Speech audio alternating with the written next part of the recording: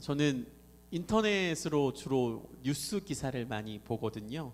요즘 뭐 신문 같은 게 없으니까 대부분 굵직굵직한 뉴스를 다 포털 사이트 뉴스로 많이 보잖아요. 근데 제가 미국에 온 다음에 좀 관심 있게 보는 것은 국내 뉴스보다 국제 뉴스 섹션을 많이 봐요. 그 마음은 그런 거죠. 미국까지 왔는데 미국 정세도 좀 알아야 되지 않느냐 이런 마음으로 아직 영어 사이트는 못 보고 그냥 국내 포털 사이트 국제 뉴스 섹션을 좀 보는 편입니다. 그러다 보니까 미국 이슈뿐만이 아니라 다른 나라 이슈도 좀 알게 되더라고요. 뭐 뉴질랜드에서 테러가 났다느니, 얼마 전에 트럼프는 그 국가 비상사태 선포해가지고 국방 예산을 전용했다느니, 민주당이 저지하려고 했는데 실패했다 이런 얘기도 나오고 여러 가지 뉴스가 많이 나오더라고요. 근데 그러다 보니까 우리나라 국제 뉴스 섹션이 대부분 미국 위주인 거 아세요? 미국, 유럽, 일본, 중국 여기만 많이 나와요. 많이 나오다가 지난 주간에 그 나라를 제외한 다른 나라 뉴스가 크게 나온 게 하나 있더라고요. 그게 뭐였냐면 그 동남아시아에 위치한 아주 작은 나라 브루나이라는 나라에 대한 뉴스였어요. 뉴스 타이틀이 이랬습니다. 브루나이 신체 절단 투석형 4달부터 시행, 인권 침해 논란, 이런 제목이었어요. 제목부터 아주 끔찍하죠? 제가 뉴스 내용을 좀 간략하게 읽어볼게요. 동남아시아의 대표적 이슬람 국가 중 하나인 브루나이가 절도범의 손목을 자르고 동성애자나 간통죄를 저지른 이는 투석 사형에 처하도록 한 새 형법을 4달부터 시행하기로 해 논란이 일고 있다. 28일 현지 언론과 외신에 따르면 인권단체 국제 엠네스티는 전날 성명을 통해 브루나이의 샤리아 형법이 내달 3일부터 발효한다고 밝혔다.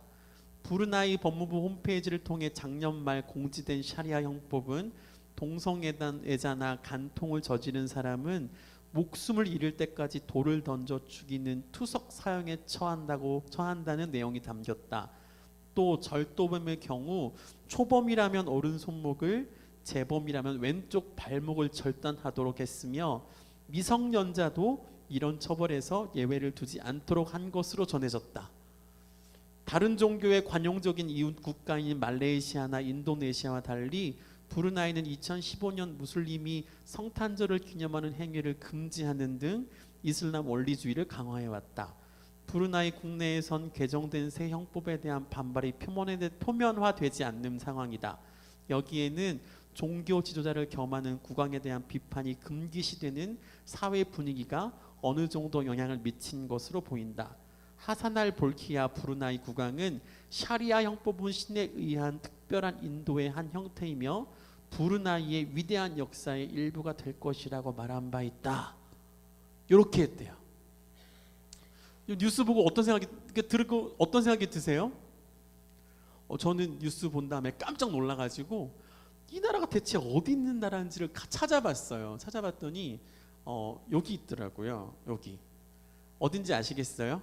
저쪽이 인도차이나 반도고 아래 말레이시아 있고 저기 인도네시아, 위쪽에 필리핀 있고 그 말레이시아와 영토를 공유하는 그 보르네오 섬이라는 곳이 있잖아요.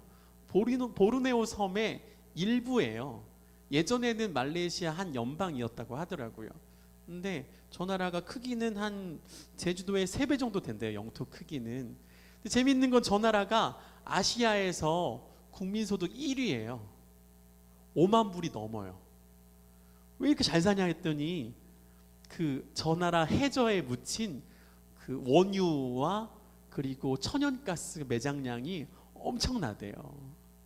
그리고 저 나라가 저 모든 원유나 그 천연가스 그것을 국왕 일가가 다 소유하고 있대요.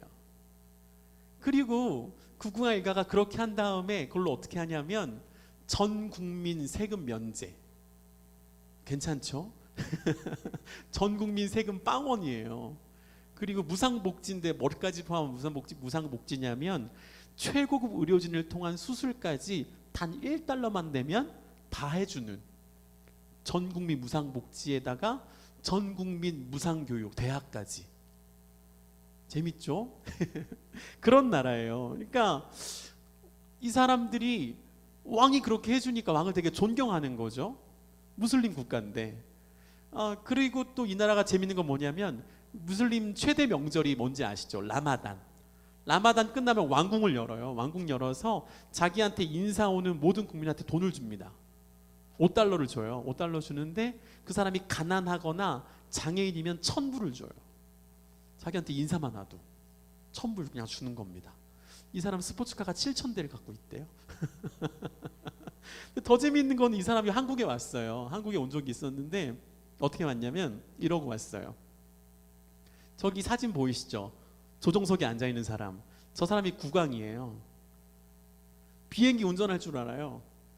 그 최신 그 비행기를 자기가 소유하고 저것을 직접 몰고 한국에 방한한 적이 있었어요. 나라 국왕이 여객기 직접 조종해가지고 공항에 쫙 내린 다음에 안녕 이러고 내리는 거예요. 정말 재밌습니다. 굉장히 특이한 나라예요.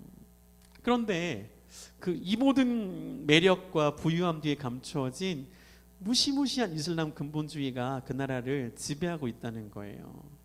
이 사람들이 지금 하고자 하는 그 샤리아법이라는 게 뭘 근거에 두고 있나요? 우리가 흔히 말하는 그 눈에는 눈, 이에는 이. 이게 뭐예요? 네가 저지른 죄는 네가 책임져야지. 이게 바탕이 되고 있는 거거든요. 그러니까 여러분 생각해 보세요. 이런 나라 여러분이 산다고 생각해 보십시오. 괜찮으시겠어요? 여러분 내가 저지른 그 죄 때문에 내가 절도를 저질렀다면 내 손이 잘린다? 이것을 통해 죄가 없는 나라 만들 수 있을까요? 동성애자를 돌로 쳐서 죽이고 가늠한 사람을 돌로 쳐서 죽인다면 그 나라가 정말 도덕적으로 깨끗해지고 정말 천국이 될까요? 정의가 흘러넘치는 죄가 없는 나라가 되겠습니까? 여러분 겉으로 보이는 범죄는 낮아질 수 있을 것 같아요. 그러나 그 나라를 보고 사람들이 박수를 쳐주면서 야, 이 나라는 정의로운 나라네, 이렇게 말해줄 사람은 아무도 없다는 거죠. 그들이 바라는 대로 그러면 그 법을 시행해서 죄가 없어져서 모든 구성원들이 천국에 갈 수 있을까요? 이슬람 율법대로 그렇게 해서? 겉으로는 정의롭게 보인다 해도 그 속에는 뭐가 있어요? 여전히 죄가 있잖아요. 여전히 마음에 죄책감이 있잖아요. 그러니까 겉으로는 정의롭게 보인다 해도 돌에 맞아서 죽어간다 할지라도, 혹은 돌에 맞아 죽어가는 사람을 본다 할지라도, 내 손목이 잘리고 내 발목이 잘려도 그 마음의 죄는 어떻게 할 거예요? 천국 못 가잖아요. 만약에 여러분 중에 누가 절도를 저질렀어요. 그 나라에서 손목 하나 잘렸습니다. 그럼 죄가 없어졌다고 봐야죠. 일단은 내가 저지른 죄 내가 책임졌잖아요. 그렇죠? 내가 오른손으로 죄를 저질렀는데 이게 잘려가지고 일단은 책임을 진 거예요. 이 사람 천국 갈 수 있을까요? 못 가잖아요. 못 가요. 분명히 못 가는 나라예요. 여전히 손목이 잘리고 발목이 잘려도 그 마음에 불안감이 있잖아요. 내가 내 죄를 책임졌어도 천국에 못 가는 불안감. 나는 못 갈 것 같아요. 이 마음이 여전히 있다면 그게 무슨 짓이에요 도대체? 누구를 위한 정의입니까? 누구를 위한 법일까요? 너무 제 마음이 답답했어요. 이거 보면서 한 나라의 통치자가 자기 만족을 위해서 자신을 포함한 모든 사람을 똥구렁텅이에 몰아넣는 거예요. 막 몰아넣으면서 스스로는 자부심이 있는 거죠. 나는 알라를 너무나 사랑하는 선지자야. 나는 왕이자 알라의 수호자야. 나는 이 나라 전체를 알라께 바치는 사람이야. 이런 마음을, 이런 법을 시행했을 거라는 거예요. 근본주의죠. 근본주의자.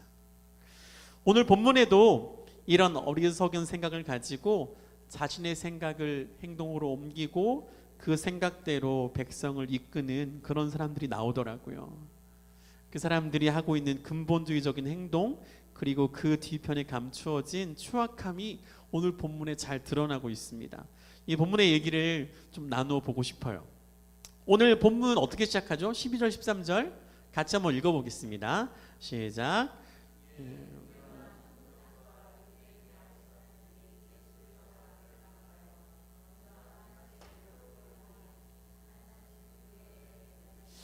가야바의 장인이라.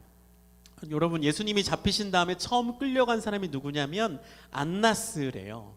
안나스가 누구래요? 안나스는 가야바, 지금 현재 대제사장인 가야바의 장인이자 전 대사장이었대요. 근데 더 웃긴 건 제가 찾아보니까 안나스에게 아들이 4명이 있었대요.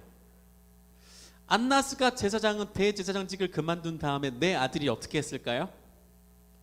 4명의 아들이 대제사장직을 골고루 다 해먹었어요. 아들 4명까지 시킨 다음에 그 다음 누구까지한테 물려줬냐면 이번엔 사위까지 간 거예요. 4명의 아들에게 대제사장직을 물려주고 첫째, 둘째, 셋째, 넷째, 그 다음 사위. 둘째 사위가 있으면 둘째 사위한테 넘어갈 판이에요 지금. 근데 너무 웃긴 건 그 당시에 대제사장은 누가 임명하냐면, 더 웃긴 거예요 이게. 대제사장직을 로마 정부와 그 해의 총독과 그리고 분봉왕 헤롯이 함께 모여서 이번에 누구 시킬까? 이번엔 쟤 시키자. 이런 식으로 자기 멋대로 세우는 과정 속에서 안나스가 제사장이 되었고 자기 아들들에게도 물려주고 이번엔 사위까지 왔다는 거예요. 이게 얼마나 웃기는 짓이냐면 히브리서에 보니까 이런 말씀이 나와요.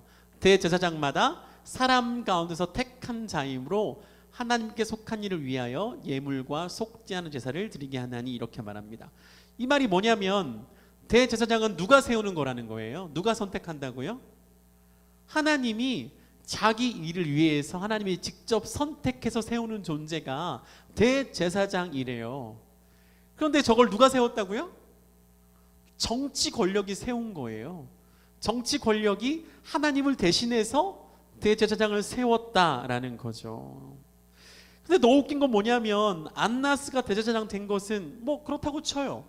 근데 그 다음에 뭐 어떻게 된 거예요? 아들까지 4명, 이번에는 사위까지, 안나스까지 치면 6명을 자기 가문에서 계속 대제사장을 배출했었다는 거죠. 그리고 지금도 자기 사위를 밑에 놓고 있지만 여전히 대제사장으로서 권위를 가지고 영향력을 끼치고 있는 사람이 바로 안나스였다는 거예요. 어떻게 이런 일이 있을 수 있을까요? 제가 중국에서 10년 전에 한 2년 살았잖아요. 거기서 가장 많이 들은 말이 뭔지 아세요? 중국에서는 돈과 관심만 있으면 뭐든지 다 된다라는 말이었어요. 혹시 들어보셨어요 그런 말? 중국에서는 돈과 관심만 있으면 뭐든지 다 된다. 저기 나오는 관시라는 말, 우리나라 저게 지금 간자체로 써 있어서 그렇지 번자체, 정식 한자로 쓰면 뭐라고 읽냐면 우리말로는 그냥 관계라고 읽어요. 근데 우리가 쓰는 관계라는 말과 중국 사람들이 쓰는 관시라는 말 그 사이에서 어마어마한 간극이 있어요. 저 사람들은 저 관시라는 말로 모든 것이 다 연결이 돼요. 학연도 됐다가 지연도 됐다가 돈을 주고받는 사이도 되는 아주 교묘한 관계예요. 그럼 저 관시라는 말 속에 연결된 대부분 사람들은 어떤 사람들일까요? 중국에서 사업하는 사람과 공산당 당원, 간부, 당 간부, 이런 사람들은 다 관시로 연결이 되어 있어요. 지금 가장 문제되는 화웨이라는 그 중국 전자 그 통신 장비 개발하는 업체, 그 사람은 공산당 군 간부 출신이에요. 그러니까 군대에서 통신을 담당하던 장군이었어요. 그 사람에게 돈을 주어서 회사를 차린 게 화웨이죠. 그러니까 화웨이를 통해서 보안이 뚫린다고 말할 수밖에 없는 걸 아시겠죠? 그 사람이 원래 그 일 담당하던 사람이에요. 그 사람이 중국 정부가 돈을 대가지고 회사 차려, 이러니까 중국 정부가 시킨 일을 할 수밖에 없는 거죠. 그것도 역시 관시로 연결이 되어 있었던 거죠. 그러니까 정기적으로 늘 뇌물을 주고, 특별한 부탁할 때는 더 많이 주고, 돈뿐만이 아니라 집도 주고 차도 주고 모든 것을 주면서 어떻게 할까요? 자기가 가진 모든 돈과 지위를 더 독점하고, 그렇게 벌어들인 돈으로 더 많은 돈을 갖다 바치고, 뇌물로 연결되어서 서로가 서로에게 돈과 권력을 주거니 받거니 하며 경제 공동체로 살아가는 모습을 관시라고 부른다는 거예요. 여러분, 그 당시에 예수님이 활동하시던 그 당시에 이 안나스 집안을 비판하던 일부 랍비들이 쓴 탈무드에 이런 글귀가 있었대요. 제가 읽어드릴게요. 화가 있으리라 안나스의 집이여, 지나가던 뱀도 너희를 조롱한다. 안나스는 높은 제사장이지만 그 아들들은 모두 돈을 세고 있구나. 누가 너희를 재무관리인으로 세웠더냐? 그의 사위는 성전을 관리하지만 그의 종들은 백성을 때려 죽이는구나. 이런 용기 있는 랍비가 글을 써놓은 거예요. 이런 거를 어떤 건지 아시겠죠? 이 자기와 더불어서 6명째 대제사장직을 수행할 수 있었던 이유가 어디서부터 출발하는 거예요? 돈에서 나오는 거죠. 돈을 가지고 하는 거예요. 돈을 가지고 로마 정부와 헤롯을 매수하고 그들로부터 성전 제사장직을 받은 다음에 거기서 활동할 수 있는 합법적인 권한을 다 받고 그것을 통해 더 많은 돈을 벌고 더 많은 돈으로 그들을 또 매수하고 그것을 통해 자기 아들들에게 그것이 넘어갈 수 있도록 다 뒤에서 조작을 했었다는 거죠. 여러분, 그러면 어떻게 돈 벌었을까요? 돈 버는 방법 궁금하지 않으세요? 우리가 다 사업을 하잖아요. 돈 많이 벌어야 되는데 이 사람들 돈을 기가 막히게 벌었거든요. 어떻게 벌었냐면 우리가 복음서에서 예수님이 분노 가운데 성전을 깨끗하게 하셨던 말씀을 기억해요. 이렇게 하셨죠. 내 집은 기도하는 집이라 일컬음을 받으리라 하셨거늘 너희는 강도의 소굴을 만들었다. 이렇게 외치셨던 구절이 있었어요. 예수님이 이렇게 말씀하시면서 뒤집어 엎은 것들에 대하여서 마태복음 21장 12절에 이렇게 써 있더라고요. 한번 읽어볼까요? 예수께서 성전에 들어가사 성전 안에서 매매하는 모든 사람들을 내쫓으시며 돈 바꾸는 사람들의 상과 비둘기 파는 사람들의 의자를 들어 엎으시고. 두 가지 얘기예요. 첫 번째 뭐래요? 돈 바꿔주는 사람들 그 상을 엎었고, 두 번째는 뭐 엎었대요? 비둘기 파는 사람들이 의자를 둘러 엎었대요. 이 두 가지가 왜 필요할까요? 성전 안에 돈 바꾸는 게 왜 필요하고 비둘기 파는 사람들이 왜 필요한 거예요? 첫 번째부터 볼게요. 첫 번째는 그 돈 바꿔주는 사람, 이게 왜 필요하냐면 요 말씀 한번 보세요. 무릇 개수 중에 드는 자마다 성소의 세겔로 반세겔을 낼지니 한 세겔은 20게라라. 그 반세겔은 여호와께 드릴지며. 이게 뭐냐면 하나님이 성막 지으신 다음에 성막을 유지하려면 돈이 들어가잖아요. 당연히 들어가겠죠. 아침 저녁 소재 들어야지, 뭐 번제 드려야지. 필수적인 제사가 늘 있었기 때문에 그것을 위해 돈이 필요했습니다. 하나님께서 성전세를 정하셨어요. 성전세가 얼마냐면 반세겔이래요. 반세겔은 은 7.5g 정도래요. 은 7.5g이면 얼마나 될 것 같으세요? 요즘으로 따지면 한 이틀치 일당 된대요. 노동자 이틀 품삯 정도래요. 뭐 많지 않죠? 많은가요? 별로 안 많아요, 사실. 이 정도를 가지고 뭘 하라는 거냐면 그 성전에 들여서 성전이 유지될 수 있도록 하라는 거였어요. 이걸 언제냐면 1년에 한 번 6월절에 남자들이 다 모여야 되는 거였거든요. 다 모여야 되니까 모였을 때 반세겔씩 내는 거였어요. 근데 차츰 시간 지나니까 어떻게 됐을까요? 사람들이 6월절에 다 왔을까요? 6월절에 안 가는 거예요. 안 가니까 어떻게 했냐면 사람들을 보내요. 사람들을 어떻게 보냈냐면 요 마태복음 말씀에 나오더라고요. 가버나움에 이르니 반세겔 받는 자들이 베드로에게 나와 이르되, 이렇게 말해요. 이 반세겔 받는 자가 뭐냐면 성전에서 파견한 성전세 받는 징수관들이에요. 이 징수관들이 예루살렘에 안 오니까 안 온 사람들 명단 다 해가지고 찾아다니면서 돈 내라고 받으러 다니는 거죠. 그래서 예수님이 안 내니까 제자한테 와가지고 물어보는 겁니다. 베드로한테, 야, 네 선생님 왜 성전세 안 내는데? 베드로가 뭐라 그랬을까요? 내신대! 그러고 갔어요. 화가 나가지고 내신다잖아! 그러고 방에 들어갔더니 예수님이 빤히 쳐다보면서 그러시는 거예요. 가서 물고기 잡으면 물고기 입속에 한 세겔 들어있을 거야. 가서 너와 나를 위해 성전세 내라. 안 내도 되는데 너 때문에 내가 내는 거야. 그렇게 말씀하세요. 베드로가 무안할까 봐 베드로 위해서 굉장히 세심하게 신경을 쓰시는 거죠. 근데 문제는 이 세겔이라는 동전이 그 당시에 죽은 통화예요. 더 이상 통용되지 않는 통화였다는 거죠. 근데 오직 어디서만 통용되냐면 오직 성전 안에서만 통용되는 거예요. 왜냐하면 이 말씀에, 출애굽기 말씀에 반세겔 내라고 했다는 그 이유 때문에 세겔이라는 통화를 꼭 받아야 되겠다는 거예요. 은 7.5에 해당되는 그냥 로마 돈 받아도 되잖아요. 우리가 미국 왔으면 달러 쓰면 되는 거랑 똑같은 거잖아요. 로마 시대가 왔으면 로마의 돈 두로 그거 쓰면 돼요. 그런데 굳이 성전세 낼 때마다 야 두로 안 돼, 세겔 내. 여기 말씀 봐봐, 세겔로 내라고 되어 있잖아. 그러면 세겔을 가지고 와야지 왜 두로를 내는데 이러는 거예요. 그럼 세겔은 어디서 구하나요? 저기 봐봐, 가서 받고 와. 성전 안에 이러고 앉아가지고 사람을 심어놓고 누군가 오면 세겔을 받아내는 거예요. 그러면 은 7.5에 해당하는 돈만 내면 좋잖아요. 그랬을까요? 몇 배쯤 받았을 것 같으세요? 요 얘기는 안 나오더라고요. 요 얘기는 몇 배쯤 받고 바꿔줬는지는 안 나와요. 그런데 비둘기 바꿔준 얘기를 보니까 참고를 할 수 있겠어요. 비둘기는 어떤 재물일까요? 가장 가난한 사람들을 위한 재물이에요.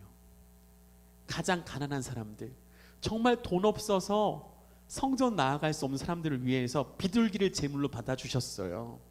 비둘기는 누구나 잡을 수 있어요. 키우기도 쉬워요. 그런데 그 비둘기를 가지고 오면 늘상 제사장들이 뭐라 그랬을까요? 아주 꼼꼼히 살펴보며 발톱의 때까지 살핀 다음에 말해주는 거죠. 보세요, 흠이 있죠. 말씀대로 율법대로 하면 하나님은 흠 있는 제물을 받지 않으신다고 했으니 이건 제물로 쓸 수 없어요. 가서 흠 없는 비둘기를 사오세요. 그 당시 물가로 비둘기가 20센트였대요. 그런데 그들이 성전에서 파는 비둘기가 얼마였는지 아세요? 20불. 20센트짜리를 20불로 거기서 사오면 무사 통과예요. 보지도 않아요. 흠 없어요. 통과. 여러분, 그럼 그 세겔도 몇 배쯤 붙여서 받아 먹었을까요? 같은 이치겠죠.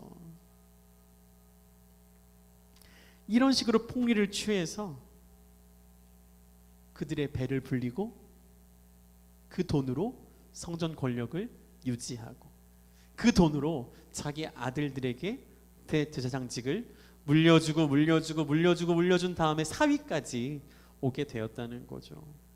여러분, 겉으로는 뭐라 그래요? 겉으로는 늘상 같은 말을 해요. 율법이 정한 바대로, 말씀에 정해진 대로 성전세를 내라. 율법이 정한 대로 흠없는 재물을 가지고 와라. 말씀이 정한 대로 세겔로 가지고 와. 그렇게 말해요. 그렇게 말하면서 정의롭게 살아라, 율법대로 살아라, 너희가 의인이 될 것이다, 마음의 평화를 얻을 것이다, 이렇게 근본주의로 말을 하지만 정말 근본주의자답게 늘 평화를 말하고 정의를 말하고 하나님의 법에 대해서 이야기했지만 그 모든 것이 실상은 자기의 배를 불리고 자기가 가진 돈을 더 많게 하고 자기 권력을 더 견고하게 만드는 도구에 불과했었다는 거예요. 그런데 이 모든 철옹성을 누가 흔들었나요? 예수라는 한 젊은 선지자가 나타나서 막 흔들기 시작한 거예요. 예루살렘에 화려하게 입성한 다음에 그 성전을 물끄러미 지켜보다가 갑자기 그 다음날 나타나서는 이 모든 걸 다 뒤집으면서 다 부셔버린 거죠. 그럼 어떤 마음이 들었을까요? 겉으로는 자기들이 신봉하는 그 율법의 체계가 무너진 것, 그 근본주의가 무너진 것에 대해서 분노한 것 같지만 진짜 분노는 뭐예요? 들켰잖아요. 들켜서 화들짝 놀랬잖아요. 그래서 분노가 나는 거예요. 안 들키려고 얼마나 화장을 잘했어요. 예수님이 나타났는데 그거 가지고 뭐라 그래? 이 회칠한 무덤아 그러잖아요. 안 들키려고 막 화장을 했는데 나타나가지고 너 회칠했지?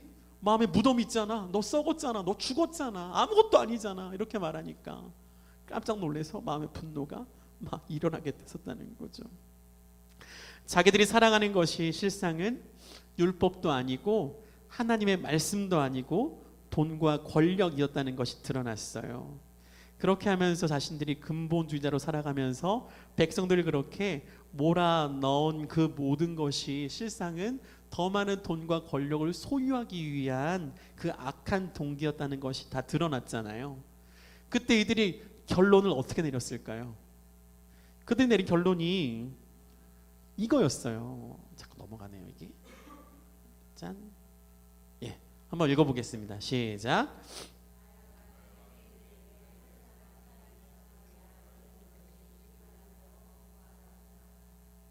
뭐래요? 그 사람을 죽이기로 한 거예요. 자기들에게 옳은 말을 해준 그 선지자 메시아 예수님을 죽이기로 결정한 다음에 그 죽이기로 결정한 그 모든 것을 뭐라고 이야기해요? 백성을 위하여 죽이는 거래요. 백성을 위해서 죽어야 되겠어, 이렇게 말하는 거죠. 여러분, 예수님이 단순히 선지자였나요?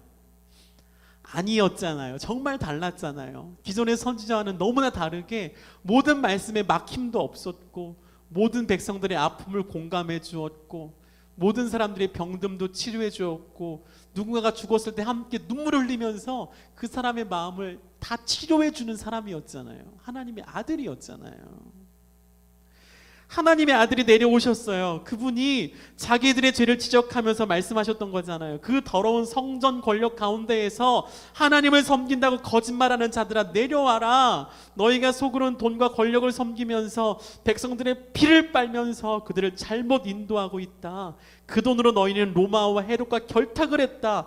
너희는 하나님의 종이 아니라 로마의 종이고 헤롯의 종이고 돈의 종이고 권력의 종이야. 어서 내려와. 너희가 주장하는 율법은 사람을 살리는 것이 아니라 모두를 죽이고 있어. 다 내려오란 말이야. 이렇게 얘기했는데 그들은 내려오지 않고 뭘 결론 내렸냐면 저놈을 죽여야 되겠다였다는 거예요. 그러면서 죽이는 그 결론 속에 늘 또 포장을 해요. 백성을 위해서 죽여야 되겠다. 차라리 저놈이 우리 실체를 알았으면 저놈을 죽이자였으면 덜 괜찮을 것 같아요. 그런데 뭐라 그러냐면 우리 마음에 들켜서 죽이자는 게 아니라 백성들이 율법에서 떠나 저 더러운 이단에게 갈까봐 두려우니 저놈을 죽이자였다는 거예요. 더러운 이단으로부터 보호하기 위해 이단 괴수를 죽이자라는 말이었다는 거죠. 그들이 가진 근본주의는 하나님의 아들을 이단 괴수로 변장시켰어요. 하나님의 아들조차 이단의 괴수로 만들 만큼 그들의 마음이 그렇게 병들었음에도 불구하고 늘 겉으로는 하나님의 정의와 말씀과 하나님의 그 율법에 대하여서 전문가라고 이야기하며 자기를 의인이라 칭했다는 것이죠. 여러분, 이 모습이 이슬람 근본주의로 자기 나라를 더 무장시키면서 자기 백성을 더 율법으로 올가매면서 이것이 나의 백성을 위한 길이고 이것은 브루나이에게 큰 축복의 역사로 남을 것이다 라고 말하는 브루나이 국왕하고 뭐가 달라요? 자신을 포함한 모든 사람을 다 악의 구렁텅이로 더 몰아넣으면서도 깨닫지 못하는, 그러면서도 실상은 이 모든 것으로 자기 권력을 더 공고히 하려는 그 노력을 가진 그 왕과 뭐가 다르냐는 거예요. 근데 여러분, 참 재밌는 것은 하나님은 늘 그 속에서도 반전을 찾아내신다는 거죠. 이 사람이 뭐라 그래요? 자기를 숨기기 위해 한 사람이 모든 백성을 위해 죽는 거라고 말해요. 여러분, 그런데 가야바가 자기 마음을 속이기 위해 그냥 내던진 한마디가 실상은 뭐가 되었어요? 저게 진리가 되었잖아요. 하나님은 참 재미있게 일하세요. 하나님이 저 사람이 그냥 자기를 포장하기 위해, 자기 권력을 숨기기 위해, 자기 권력을 더 보호하기 위해 그냥 했던 저 한마디, 저 궤변을 오히려 진리로 사용하셨다는 거죠. 하나님께서 오히려 저들의 살인의 계획을 하나님의 계획을 이루는 구원의 계획을 완성하는 것에 아주 요긴하게 쓰기로 결정하셨다는 거예요. 우리 하나님은 그런 하나님이시라는 것입니다. 참 놀라운 하나님이세요. 여러분, 그런데 한 가지 더 보고 싶은 것은 무엇이냐면 우리 마음은 어떠냐는 거예요. 우리 마음은, 여러분과 저는 어떠냐는 겁니다. 자기들의 속마음을 감추기 위해 율법주의, 근본주의로 살아가면서 그것을 숨기고 그리고 더 뭔가 신앙적인 것처럼 포장하는 그들의 모습과 우리의 모습이 뭐가 다르냐는 거예요. 좀 다른 것 같으세요? 어떠세요, 여러분? 다른 것 같으세요? 나는 다른데요. 저 사람하고 나는 다른데요. 그런 마음으로 앉아 계세요? 근데 안 다르다는 것은 오늘 본문에 또 나오더라고요. 어떤 거냐면 베드로 이야기예요. 베드로 이야기 한번 읽어보겠습니다. 시몬 베드로와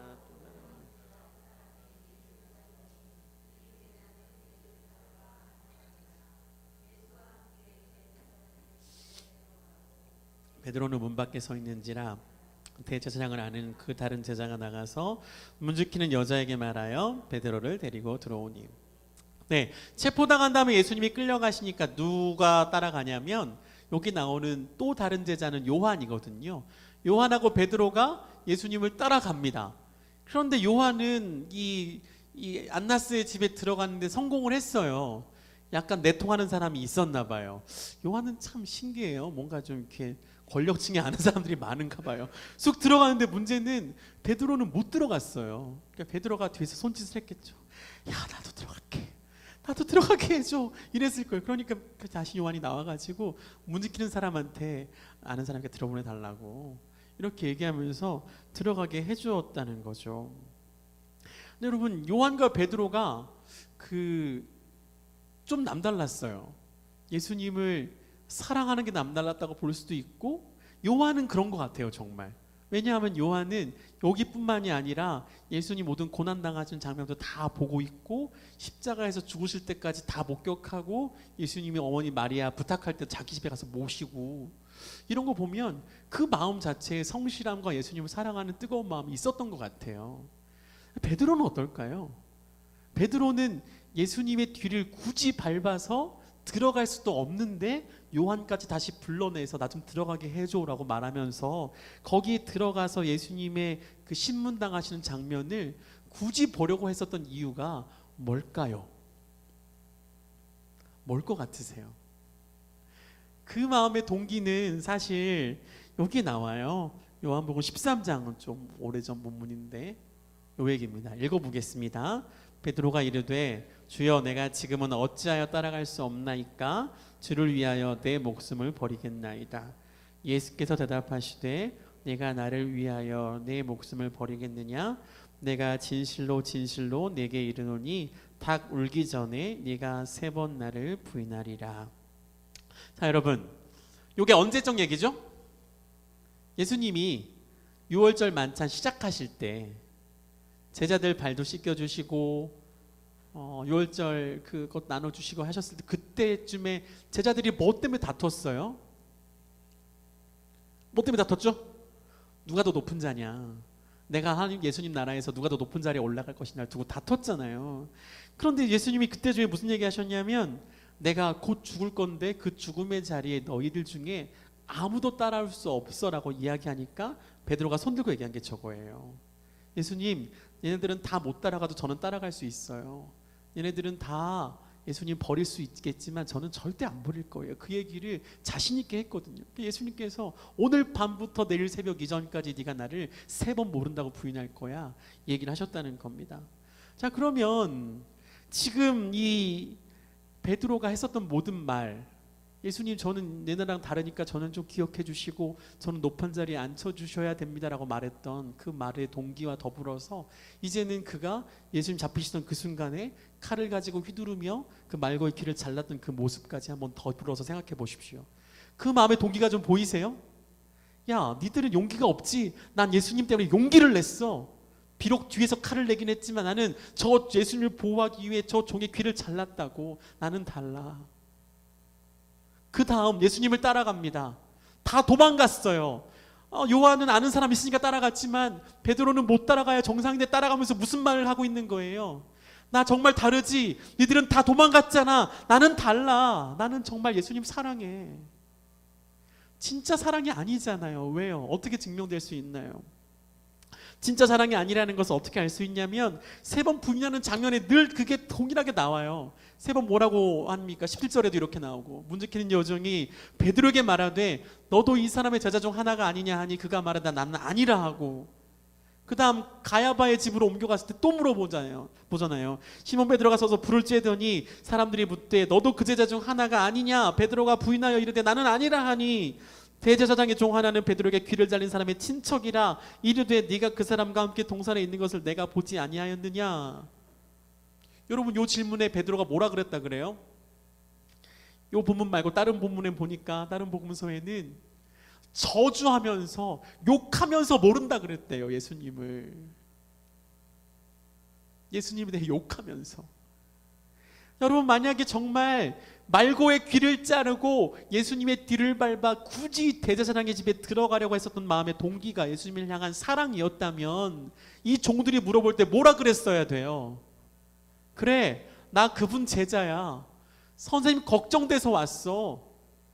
너희들이 선생님 해코지 할까봐 내가 보호하려고 왔어. 나도 잡아갈 거야? 그래, 잡아가. 나도 우리 선생님과 함께 고난받는 자리에 서 있는 거 영광이라고 생각해. 제발 데려가. 이렇게 말해야 정상이잖아요. 근데 저 말이 뭘 증명해 주는 거냐면 그가 예수님을 따라가고 칼을 들고 말고의 길을 자른 모든 마음의 동기는 공명심이에요. 나를 사랑하는 마음, 나를 자랑하는 마음. 나는 너희들이랑 달라. 나는 제자들보다 뛰어난 사람이야. 예수님 더 뛰어나죠. 그 말 하고 싶었다는 거예요. 겉으로는 아닌 척하지만 실상은 나를 드러내고 싶은, 나 정말 괜찮죠? 나 정말 주님 사랑하는 거 아시죠? 자기를 드러내면서 실상은 겉으로만 그렇게 말하고 있다는 거예요. 인정받고 싶은 나쁜 욕구가 그의 마음에 근본주의가 되었다는 거죠. 여러분, 실상 이 베드로의 모습이 우리 모습이에요. 저도 마찬가지예요. 제가 이 본문 묵상하면서 내 안에 이런 근본주의는 뭐가 있을까를 고민해 보았습니다. 생각해 보니까 설교더라고요. 왜냐하면 설교자에게 설교자란다는 것만큼 좋은 칭찬이 없어요. 그런데 늘 제 마음에는 설교에 대하여서 하나님 말씀을 내가 묵상하고 내가 바라보면서 내가 누렸던, 내가 깨달았던 모든 즐거움과 기쁨을 나누는 것에만 목적이 있지 않더라고요.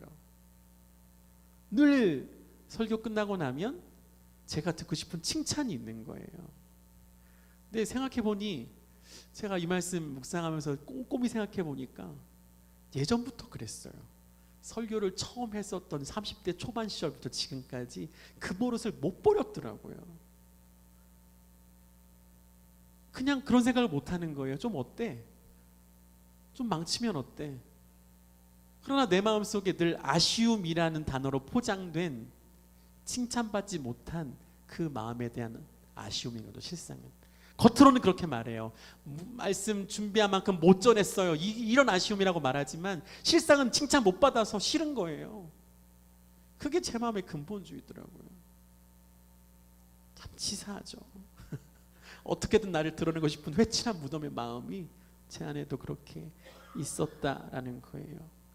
그냥 묵상하면서 내가 발견한 복음, 그 조그만 조각이라도 나누어 주면 그걸로 기뻐하고 즐거워야 되는데 그게 아니었다는 거예요. 여러분, 우리에게 소망이 무엇이 있을까요?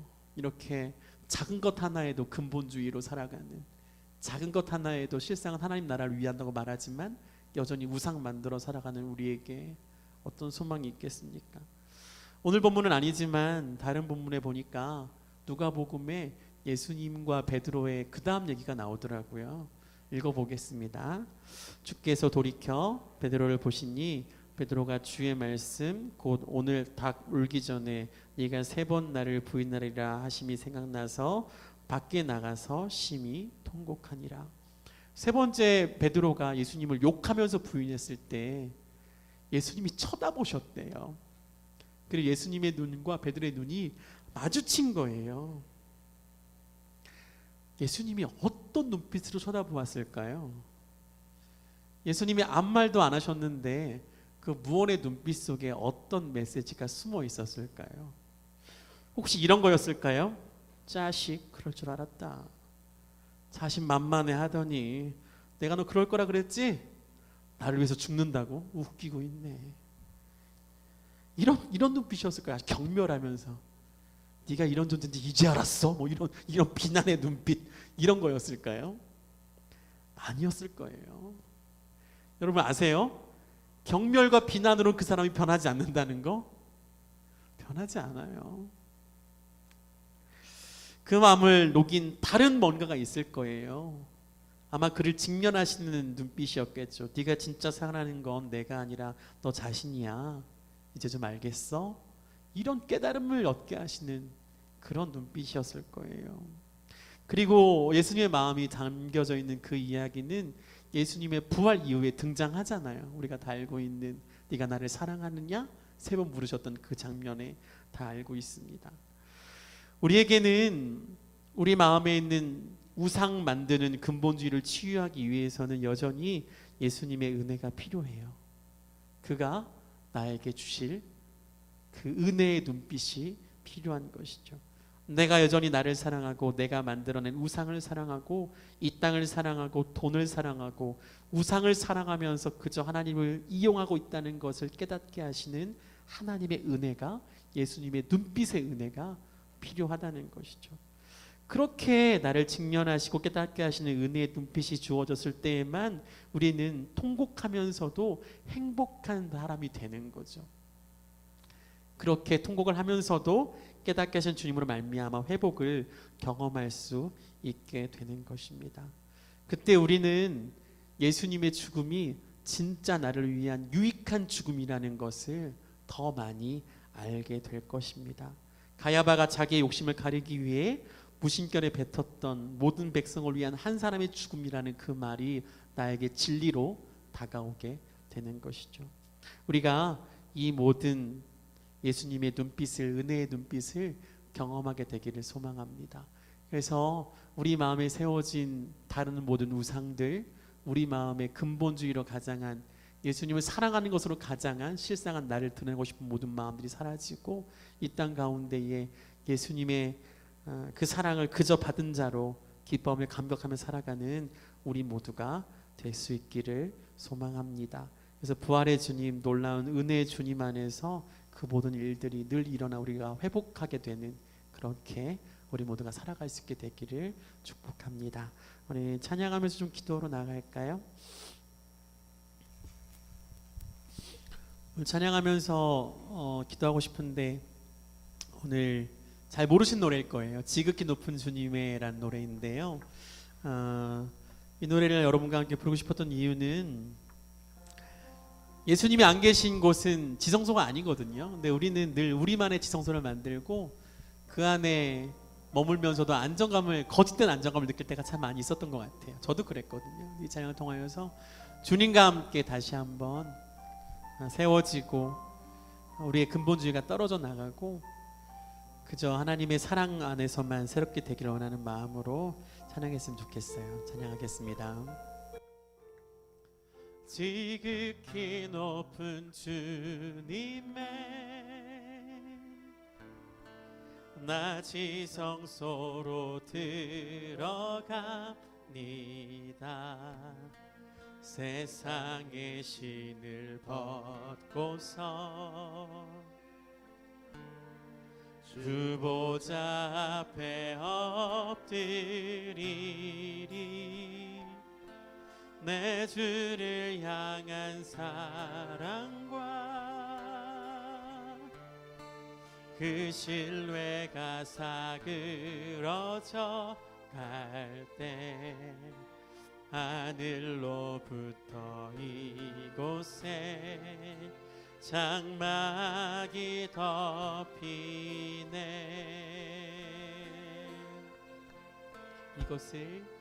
이곳을 덮으소서. 이곳을 비추소서. 내 안에 무너졌던 모든 소망 다 회복하리니.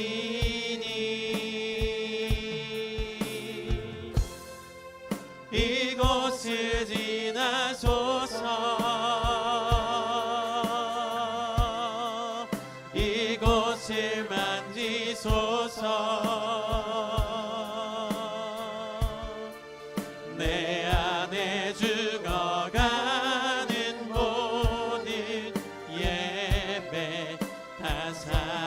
살아나리라. 다시 한번 처음부터 찬양하겠습니다. 지극히 높은 주님의, 지극히 높은 주님의 나 지성소로 들어가니. 세상의 신을 벗고서, 세상의 신을 벗고서 주 보좌 앞에 엎드리니. 내 주를 향한 사랑과 그 신뢰가 사그러져가 하늘로부터 이곳에, 하늘로부터 이곳에 장막이 덮이네. 이곳을 덮으소서, 이곳을 덮으소서, 이곳을 비추소서. 내 안에 무너졌던 모든 소망 다 회복하리니. 이곳을 지나소서, 이곳을 지나소서, 이곳을 지나소서, 이곳을 만지소서. 내 안에 죽어가는 모든 예배, 내 안에 죽어가는 모든 예배 다 살아나리. 다시 한 번 더, 이곳을 덮으소서, 이곳을 덮으소서, 이곳을 비추소서, 이곳을 비추소서. 내 안에 무너졌던 모든 소망 다 회복하리니.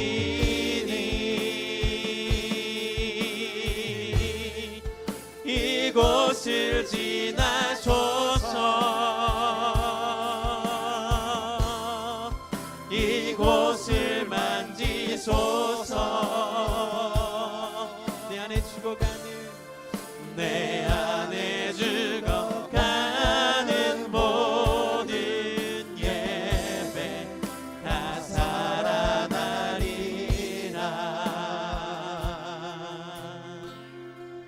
기도하겠습니다. 기도할 때에 여러분의 마음을 비추시는 하나님의 빛을 한번 경험해 보십시오.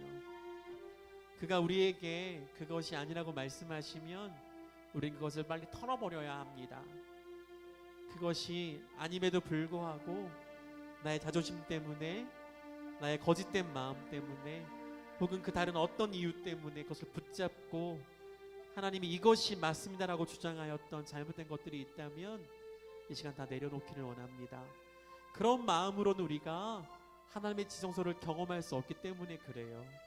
그런 마음으로는 하나님과 만날 수 없기 때문에 그렇습니다.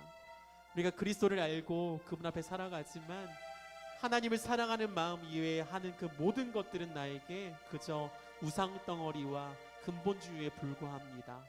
나를 세우고 나를 자랑하려는 모든 마음에 불과한 것이죠.